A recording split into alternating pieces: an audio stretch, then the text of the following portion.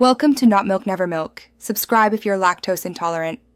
In this video, I will explain how to remove your Volvo C30 front bumper. First, ensure your vehicle is safely parked on a level surface. You will need a T25 Torx driver and a flathead screwdriver for this task. Open the hood to begin accessing the upper fasteners.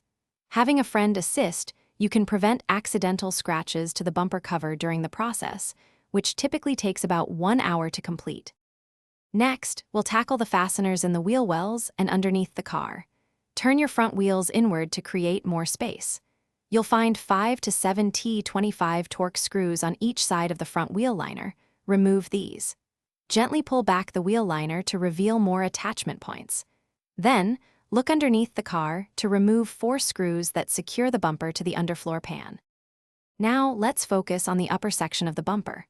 Under the hood, you will find 2 T25 Torx screws, one at each top corner of the bumper. Remove these.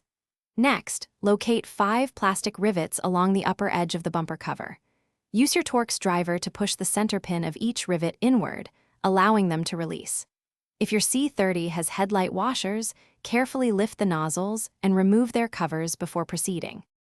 With all fasteners removed, it's time to detach the bumper.